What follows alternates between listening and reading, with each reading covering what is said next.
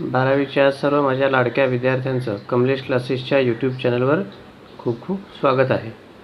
मित्रांनो, आपण पार्ट 1 आणि पार्ट 2मध्ये पाहिलं होतं की एक ॲस्ट्रॉलॉजर असतो, तो चिंचेच्या झाडाखाली बसून आपला ज्योतिषाचा व्यवसाय तो करत असतो. येणाऱ्या जाणाऱ्यांना तो आकर्षित करतो आणि त्यांना त्यांचं भविष्य सांगत असतो. आणि त्याच्या बाजूलाच सगळे इतर वेंडर्स पण बसलेले असतात. नट वेंडर्स असतात, मेडिसिन वेंडर्स असतात, क्लोथ वेंडर असतात. ते त्यांच्या पद्धतीने ते आपल्या मालाची विक्री करत असतात आणि त्यांनी लावलेल्या दिव्यांच्या प्रकाशात संध्याकाळच्या वेळी, दिवसांच्या वेळी ते लोक जे गॅस बत्ती किंवा लॅम्प वगैरे जे काही लावतात, सायकल लॅम्प वगैरे, त्याच्या प्रकाशात तो आपला हा व्यवसाय करत असतो. एक दिवस अशी संध्याकाळ होते आणि तो घरी जायला निघतो. एवढ्यात एक स्ट्रेंज व्यक्ती त्याच्यासमोर येऊन उभी राहते आणि हा त्या व्यक्तीला काय करतो, स्वतःकडे आकर्षित करतो आणि तिला म्हणतो की तू खूप काळजीत दिसतोयस. आणि मग त्यांच्यामध्ये थोडंसं चर्चा सुरू होते, थोडंसं आर्ग्युमेंट होतं पैशाच्या देवाणघेवाणीवरनं. म्हणजे मी तुला समजा बरोबर उत्तर दिलं तर तू मला किती रुपये देशील, पैसे किती देशील, याच्यावरून त्यांच्यामध्ये थोडासा वाद होतो आणि मग एक त्यांच्यात करार होतो आणि मग हा त्याचं भविष्य सांगायला सुरुवात करतो. इथपर्यंत आपण पाहिलं होतं. आता बघूया आपण पुढे काय होतं ते. बघा, पेज नंबर 5वर वरून शेवटची वेळ बघा. देअर इज अ वुमन, म्हणजे तो सांगायला सुरुवात करतो. त्याला तो जो व्यक्ती उभा असतो त्याला त्याचं भविष्य सांगायला सुरुवात करतो आणि नेहमीप्रमाणेच हा त्याला सुरुवातीलाच सांगतो की देअर इज अ वुमन, म्हणजे एक स्त्री आहे. तर एवढ्यात तो स्ट्रेंजर काय बोलतो, stop said the other, I don't want all that. Shall I succeed in my present search or not, म्हणजे तू मला हे काही सांगू नकोस. I don't want all that, मला हे सगळं काही जाणून घ्यायचं नाही आहे. आणि त्याला तो विचारतो पुढे, शाल I succeed in my present search or not, म्हणजे सध्या मी ज्या गोष्टीचा शोध घेतो आहे त्यात मी यशस्वी होईन की नाही ते तू मला सांग. आन्सर धिस अँड गो, म्हणजे याचं उत्तर मला दे आणि मग तू जा. Otherwise I will not let you go till you disgorge all your coins, म्हणजे जोपर्यंत तुझे सगळे कॉईन्स मी डिस्गॉर्ज करत नाही. डिस्गॉर्ज म्हणजे इथे दिलं आहे बघा बाजूला अर्थ, यील्ड सरेंडर अंडर प्रेशर, म्हणजे सरेंडर करणे, म्हणजे सगळे एखाद्याला काय करणे, देऊन टाक. म्हणजे जोपर्यंत तुझे कॉईन मी सगळे काय करत नाही, मी माझ्या ताब्यात घेत नाही, तोपर्यंत मी तुला जायला देणार नाही. माझ्या प्रश्नांचं उत्तर दे आणि मग तू जा. म्हणजे तुझा मी खिसाच आज रिकामा करतोय, असं त्याचा बोलण्याचा उद्देश होता. The astrologer muttered a few incantations and replied. तर त्या ॲस्ट्रॉलॉजरने काही इनकॅन्टेशन्स मटर्ड म्हणजे तो पुटपुटला, तोंडातल्या तोंडात काय पुटपुटला. अ फ्यू इनकॅन्टेशन्स म्हणजे काही इनकॅन्टेशनचा अर्थ दिला आहे बघा बाजूला. सपोजली मॅजिकल वर्ड्स, म्हणजे काय, मंत्रोच्चार वगैरे असा. तोंडातल्या तोंडात तो असं काहीतरी त्याने मंत्रोच्चार केला आणि मग त्याने उत्तर दिलं, ऑल राईट, ठीक आहे, आय विल स्पीक, ठीक आहे, मी बोलतो, मी सांगतो तुला.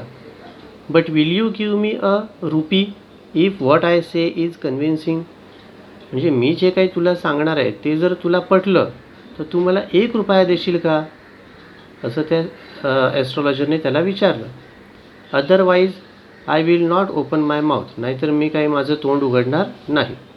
मला जर तू 1 रुपया दिलास तर मी उत्तर देईन. And you may do what you like, आणि मी काय माझं तोंड उघडणार आहे, तुला काय करायचं आहे ते तू कर, असं तो ॲस्ट्रॉलॉजर त्याला म्हणाला. After a good deal of haggling the other agreed, थोडंसं हॅगलिंग केल्यानंतर, हॅगलिंग म्हणजे अर्थ दिला आहे बाजूला बार्गेनिंग, म्हणजे थोडी घासाघीस केल्यानंतर, कळलं, ते दोघेही तयार झाले, म्हणजे तो माणूस तयार झाला द्यायला. द ॲस्ट्रॉलॉजर सेड, आणि मग ॲस्ट्रॉलॉजर त्याला सांगतोय की you were left for dead, am I right, म्हणजे तुला मरण्यासाठी सोडून दिलं गेलं होतं. एम आय राईट, माझं बरोबर आहे की नाही. म्हणजे तुला मरायला सोडून दिलं होतं कोणीतरी. Tell me more. हो, अरे वा, छान, पुढे बोल. A knife has pass through you once, म्हणजे एकदा तुला कोणीतरी चाकू मारला होता, म्हणजे शरीरात तुझ्या चाकू खुपसला होता. सेड द ॲस्ट्रॉलॉजर, ॲस्ट्रॉलॉजर त्याला म्हणाला. तर तो माणूस आणखीन खुश झाला. गुड फेलोज, वा, हुशार आहेस. He bag his chest to show the scar. त्याने काय केलं, आपली छाती अशी उघडी केली. कशाला? To show the scar. Scar म्हणजे त्याच्या छातीवर एक व्रण होता, एक जखमेचा असा डाग होता. तो दाखवण्यासाठी त्याने ती छाती उघडी केली आणि बोलला, हो खरं आहे, हे बघ, माझ्या छातीत इथे एकदा एकाने सुरा खुपसला होता. असं. व्हॉट एल्स, म्हणजे आणखीन सांग, पुढे आणखीन काय आहे सांग बघूया माझ्याबद्दल, असं तो स्ट्रेंज पर्सन जो आहे तो त्याला विचारतोय. आता पुढे बघा, पुढच्या पानावर पेज नंबर 6वर. And then you were pushed into a well nearby in the field. You were left for dead, म्हणजे नंतर तुला, म्हणजे कोणीतरी चाकू खुपसला आणि तुला काय केलं, you were pushed into a well nearby in the field. एका शेतामध्ये एक विहीर होती, त्या विहिरीमध्ये तुला ढकलून दिलं. You were left for dead, म्हणजे तुला मरण्यासाठी तिथे त्या विहिरीत ढकलून दिलं. I should have been dead if some passer by had not chanced to peep into the well. म्हणजे मी मेलोच असतो जर एखाद्या वाटसरूने, पासरबाई म्हणजे वाटसरू जाणारा असा, एका पासरबाईने जर विहिरीमध्ये डोकावून पाहिलं नसतं तर मी खरोखर मेलोच असतो. एक्सक्लेम द अदर, असा तो, ती दुसरी व्यक्ती जी होती समोरची ती म्हणाली. ओव्हरवेल्म बाय एन्थुसियाझम, थोडंसं भारावून गेला तो आणि भारावून उत्साहाने तो म्हणाला की हो, मी खरोखर मेलोच असतो. When shall I get at him, he आज, त्याने त्याला विचारलं. When shall I get at him, म्हणजे मी त्याच्यापर्यंत कधी पोहोचीन, म्हणजे मला तो माणूस हवा आहे, त्याचा मी शोध घेतोय, तर मला तो कधी सापडेल, असं तो त्याला विचारतो.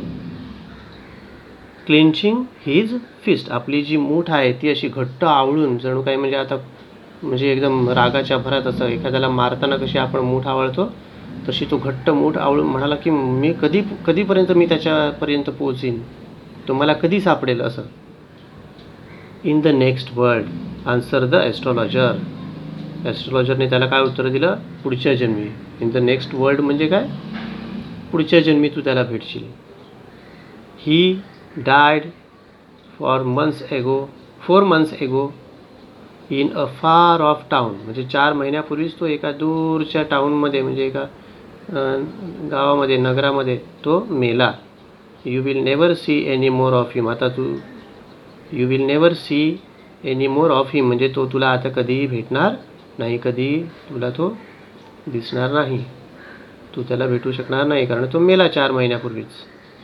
The other grown on hearing it, आता हे ऐकून तो एकदम काय झाला, ग्रोन म्हणजे काय करणे, थोडं असं गुरगुरणे, थोडा गुरगुरला आणि शांत झाला असा. द ॲस्ट्रॉलॉजर प्रोसिडेड, आता ॲस्ट्रॉलॉजर पुढे म्हणतोय बघा. गुरुनायक, म्हणजे ॲस्ट्रॉलॉजर आता त्याला त्याच्या नावाने त्याला संबोधित करतोय की Guru Nayak. You know my name, the other said. आता गुरुनायक बोलल्यावर त्याला लगेच आश्चर्य वाटलं की तुला माझं नावही माहिती आहे. The other sed taken a back म्हणजे आश्चर्याचा धक्का बसला त्याला की तुला माझं नाव पण माहीत आहे. As I know all other things. Guru Nayak, listen carefully to what I have to say, मला तुझ्याबद्दल सगळं माहिती आहे, तू फक्त ऐक मला काय म्हणायचं आहे ते. Your village is 2 days journey due north of this town, म्हणजे या टाऊनच्या नॉर्थला म्हणजे उत्तरेला तुझं काय आहे, गाव आहे, जे इथून जवळजवळ 2 दिवसाचा प्रवास आहे. 2 days जर्नी. पुढे बघा, take the next train and be gone, म्हणजे पुढचीच ट्रेन पकड आणि इकडनं तू निघून जा, असं तो ॲस्ट्रॉलॉजर त्याला सांगतोय. कारण तू ज्याचा शोध घेत होतास तो तर काय झाला आहे, 4 महिन्यापूर्वीच मेला आहे. आता तू काय इकडे तिकडे फिरून काही तुझा उपयोग नाही, त्यापेक्षा तू काय कर, इथून तुझं गाव 2 दिवसाच्या प्रवासावर आहे, एवढं दूर आहे, तू निघून जा इथून पुढची ट्रेन पकडून. Take the next train and be gone. I see once again great danger to your life if you go from home. जर तू तुझ्या घरातून बाहेर निघालास तर तुझ्या जीवाला पुन्हा धोका आहे हे मला दिसतंय. म्हणून तू सरळ तुझ्या घरी जा आणि बाहेर पडू नकोस. He took out a pinch of sacred ash and held it to him. त्याने काय केलं, चिमूटभर अशी आपल्याजवळची अशी राख जी आहे, राख म्हणजे भस्म, असं काढलं बाहेर. पिंच म्हणजे चिमूटभर, आणि ती राख त्याला दिली. Rub it on your forehead and go home. ही तू काय कर, तुझ्या फोरहेड, फोरहेड म्हणजे कपाळ, कपाळावर लाव आणि जा घरी. आणि पुढे बघा काय होतं, नेवर ट्रॅव्हल साऊथन अगेन. आणि ह्या इथे दक्षिणेला ह्या गावात परत तू इथे येऊ नको. And you will live to be 100. तसं जर तू केलंस तर 100 वर्ष जगशील. तर तू जा पुढचीच ट्रेन पकडून, तू तुझ्या गावाला जा, तिकडे उत्तरेला आहे, नॉर्थन साईडला आहे, इथे जा. And don't come again to this southward town. तर या दक्षिणेकडच्या टाऊनमध्ये तू परत येऊ नको. You will definitely live to be the 100 years. म्हणजे 100 वर्ष तू जगशील, असं तो ॲस्ट्रॉलॉजर त्याला सांगतो. Why should I leave home again. आता मी कशाला घरातून बाहेर पडू. The other said reflectively. म्हणजे मी आता का घरातून बाहेर पडू, ज्याला मी शोधत होतो, ज्याचा मी शोध घेत होतो तोच मेला आहे, तर आता मी कशाला, बाहेर पडण्याचा प्रश्नच येत नाही. I was only going away now and then. अधूनमधून मी असं बाहेर जात होतो शोध घ्यायला. To look for him. त्या व्यक्तीचा शोध घ्यायला मी बाहेर पडायचो. And to choke out his life I met him. आणि मला जर तो भेटला असता तर मी त्याची लाईफ काय केली असती, चोकआउट केली असती. म्हणजे त्याचा गळा दाबून त्याला ठार मारलं असतं. म्हणजे बदला घ्यायचा होता ह्याला. That strange person wanted to take revenge. Revenge म्हणजे बदला घ्यायचा होता, म्हणून तो अजूनमधून बाहेर फिरायचा आणि त्याचा शोध घ्यायचा. ही शूक हिज हेड रिग्रेटफुली. त्याने आपलं रिग्रेटफुली म्हणजे थोडंसं असफल झाल्यामुळे त्याने आपलं मान हलवलं की अरे रे काय झाले, माझ्या तावडीतून तो वाचला. तसं he has escaped my hands. तो माझ्या हातातून एस्केप म्हणजे निसटला, वाचला, सटकला तो. I hope at least he died as he deserve. आशा आहे की तो ज्या मरणास पात्र होता तसंच मरण त्याला आलं असावं, असं तो म्हणतोय. तर तो ॲस्ट्रॉलॉजर बोलतो, येस, हो, said the astrologer. He was crushed under a lorry. तो एका लॉरीखाली क्रश म्हणजे चिरडून मेला. तुझं म्हणणं अगदी बरोबर आहे, त्याला असंच मरण आलं, एकदम वाईट मरण आलं. कारण त्याला चाकू खुपसला होता ना, तर त्याला एकदम अतिशय वाईट असं त्याला मरण आलं. एका लॉरीखाली तो चिरडून मेला, असं तो ॲस्ट्रॉलॉजर त्याला सांगतोय. The other looked gratified to hear it. आणि हे ऐकून मग जो स्ट्रेंज पर्सन होता तो थोडा ग्रॅटिफाईड झाला, म्हणजे थोडा धन्य झाल्यासारखं वाटलं त्याला. बरं झालं, असंच मरण आलं आहे ना, लॉरीखाली चिरडून मेला, असंच पाहिजे त्याला, असं म्हणजे त्याला धन्य वाटलं, एकदम बरं वाटलं. पुढे बघा, the place was deserted by the time. आता ते पूर्ण ठिकाण जे होतं म्हणजे बराच वेळ झाला होता, रात्र झाली होती, आणि ते पूर्ण जे तिकडचा जो पूर्ण भाग जिथे तो बसला होता त्याच्या आजूबाजूचा सगळा जो परिसर होता तो एकदम डिझर्टेड झाला, म्हणजे ओसाड झाला. सगळे लोक जेवढे आजूबाजूला दुकान मांडून बसायचे ते सगळे गेले होते. By the time the astrologer picked up his articles and put them into his bag. ॲस्ट्रॉलॉजरने पण पटापट सगळे त्या आपल्या वस्तू सगळ्या उचलल्या. He picked his articles means equipments and put them back into his bag. The green shaft was also gone. Green shaft म्हणजे थोडासा हिरवट रंगाचा प्रकाशाचा झोत कुठून तरी बघा येत होता, आपण सेकंड पार्टमध्ये पाहिलं होतं. तो सुद्धा दिसेनासा झाला. म्हणजे ती व्यक्तीसुद्धा, जिथून तो प्रकाश येत होता ती व्यक्तीसुद्धा आता निघून गेली होती, म्हणजे कोणी नव्हतं आजूबाजूला. The green shaft was also gone living the place in darkness and silence. म्हणजे तो पूर्ण ठिकाण जे होतं तो जो पूर्ण विभाग होता तो पूर्ण शांत झाला होता, काळोख पसरला होता. The stranger had gone off into the night. आणि तो स्ट्रेंज व्यक्ती जो होता he had also gone out of there तिथून तो निघून गेला होता काळोखात. After giving the astrologer a handful of coins. आणि जाता आता he had given handful of coins to the astrologer. त्या ॲस्ट्रॉलॉजरला त्याने मूठभर नाणी दिली होती. आता किती होती ते काय तो मोजत बसला नव्हता. रात्र झाली होती, उशीर झाला होता आणि त्यामुळे काय झालं, तो निघून आला ॲस्ट्रॉलॉजर तिकडनं. It was nearly midnight when the astrologer reached home. जेव्हा ॲस्ट्रॉलॉजर घरी पोहोचला तेव्हा जवळजवळ मध्यरात्र झाली होती. म्हणजे एवढा वेळ तिथे तो बाजारात होता. His wife was waiting for him at the door. आणि त्याची बायको दारातच वाट बघत होती. And demanded an explanation. आणि तिने त्याची चौकशी सुरू केली. काय एवढा उशीर झाला, कुठे होतात तुम्ही, असं तसं. सवय असते बायकांना, नवऱ्याला उशीर झाला की काही ना काय विचारत राहणार. तसं हा जो ॲस्ट्रॉलॉजर घरी पोहोचला मध्यरात्री तेव्हा त्याची बायको दारातच उभी होती. His wife was standing on at the door and he started demanding him an explanation. He flung the coins at her. त्याने काय केलं, हातात जे कॉईन्स होते ते तिच्या पुढ्यात टाकले, भिरकावले. अँड सेड, आणि म्हणाला, काउंट देम, मोज. One man give all that. एकाच माणसाने मला एवढे कॉईन दिलेले आहेत. आणि तिने मग ते मोजायला सुरुवात केली. 12.5 आनाज शी सेड. ती म्हणाली 12.5 आनाज म्हणजे 12.5 आणे आहेत हे. आता 16 आणे म्हणजे 1 रुपया होतो, लक्षात ठेवा. आणि त्याने त्या दिवशी कमाई केली होती 12.5 आणे. आणि 12.5 आणे त्यावेळेचे म्हणजे खूप झाले. She was overjoyed. ती खूप आनंदित झाली. I can buy some jaggery and coconut tomorrow. मी काय करीन उद्या जॅगरी म्हणजे काय, गूळ. आणि कोकोनट म्हणजे नारळ. मी उद्या गूळ आणि नारळ घेऊन येते. The child has been asking for sweets for so many days now. म्हणजे आपली जी मुलगी आहे, ती मुलगी आहे, पुढे दिलेलं आहे की ती बरेच दिवस झाले काहीतरी गोड पदार्थ मागते खायला. I will prepare some nice stuff for her. मी काय करीन तिच्यासाठी काहीतरी गोड असा एखादा पदार्थ मी तिला बनवून देईन. स्टफ म्हणजे फूड म्हणजे काय, म्हणजे जसं मोदक आहे, करंजी आहे, असं काहीतरी सारण भरून आपण बनवतो बघा.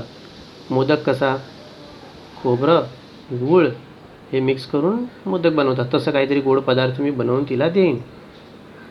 The swine had cheated me. He promised me a RuPay sed the astrologer. Astrologer काय म्हणाला की हा जो स्वाईन आहे, swine means bad person, strange person, तो जो होता विचित्र माणूस होता एकदम, वाईट म्हणजे स्वाईन म्हणजे किळस, तिटकार दर्शक असं बोलतो ना आपण, असं किळस दर्शक असा तो व्यक्ती जो होता त्याने मला फसवलं, चिटिंग केलं, ब्लफ केलं मला त्याने.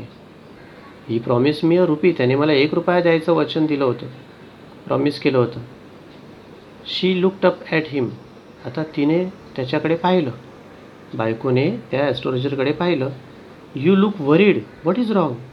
तुम्ही खूप काळजीत दिसतायत, काय झालं, काय गडबड आहे, असं तिने विचारलं आपल्या नवऱ्याला. म्हणजे त्या ॲस्ट्रॉलॉजरला तिने विचारलं की काय झालं तुम्हाला, तुम्ही काय एवढे काळजीत दिसताय. पुढे बघा पेज नंबर 7वर. नथिंग. तो म्हणाला की नाही, काहीच नाही, काही नाही झालं. After dinner sitting on the pyol he told her. Pyol म्हणजे स्ट्रिंग कॉर्ड, म्हणजे त्या सुंभ रशी असते ना, त्या रशीची बनवलेली खाट. रशी ताणून ती अशी जाळीदार अशी त्याची जी खाट असते, त्या खाटेवर बसून तो रात्री जेवण झाल्यावर त्या खाटेवर तो बसला आणि आपल्या बायकोला म्हणाला, do you know a great load is gone from me today. तुला माहिती आहे का की आज माझ्या डोक्यावरून खूप मोठं ओझं उतरलं, म्हणजे खूप मोठा भार कमी झाला. I thought. मला असं वाटलं होतं की I had the blood of a man on my hands all these years. म्हणजे एवढी वर्ष झाली मी माझं गाव सोडून आलो आहे, तेव्हापासून माझ्या डोक्यावर एक ओझं होतं, माझे हात रक्ताने माखले आहेत असं मला नेहमी वाटायचं. That was the reason. आणि हेच कारण होतं why I ran away from home. मी माझं गाव सोडून एवढ्या 200 मैलपेक्षा जास्त अंतरावर का पळून आलो. त्याचं कारण हे होतं. बघा आपण पाहिलं होतं मागच्या पार्टमध्ये की तो आपलं गाव सोडून येतो, आपलं वडिलोपार्जित व्यवसाय सोडून तो दूर 200 मैलपेक्षा जास्त अंतरावर येतो. त्याचं कारण हे होतं की हाच तो होता ज्याने काय केलं होतं, त्या व्यक्तीला चाकू खुपसला होता. आणि म्हणून ह्याच कारणामुळे स्वतःला वाचवण्यासाठी तो इथे दूर पळून आला होता. That was the reason why I ran away from home. Settle here, इथे येऊन मी सेटल झालो आणि अँड मॅरिड यू, आणि मग तुझ्याशी लग्न केलं मी. ही इज अलाइव्ह, तो जिवंत आहे. She gasp. You tried to kill him, म्हणजे ती अशी घाबरली, अशी धापा टाकतच ती म्हणाली. गॅस म्हणजे काय, धापा टाकत ती म्हणे की you try to kill him, तू त्याला ठार मारण्याचा प्रयत्न केलास. Yes, in our village when I was a silly youngster. आमच्या गावामध्ये जेव्हा मी एकदम सिली यंगस्टर होतो, एकदम तरुण होतो, थोडा खोळचट स्वभावाचा होतो थोडा. We drank, gambled and quarrel badly one day. काय झालं एक दिवस, म्हणजे कसं आपण बोलतो ना टपोरीगिरी छपरीगिरी करणारा असा होता त्यावेळी तरुणपणी. वी ड्रँक, आम्ही त्या दिवशी पियालो खूप. गॅम्बल्ड म्हणजे जुगार वगैरे खेळलो. अँड क्वारल्ड, आणि मग आमच्यामध्ये भांडण झालं.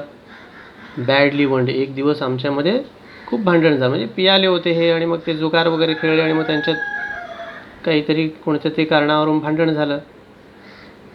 Y think of it now, आता कशाला या गोष्टीचा विचार करायचा. टाईम टू स्लीप, आता झोपायची वेळ झाली आहे. ही सेड, असं तो ॲस्ट्रोलॉजर म्हणाला. यॉर्निंग म्हणजे अशी जांभई देत देत तो म्हणाला की कशाला ह्या गोष्टीचा आता विचार करायचा, जाऊ दे.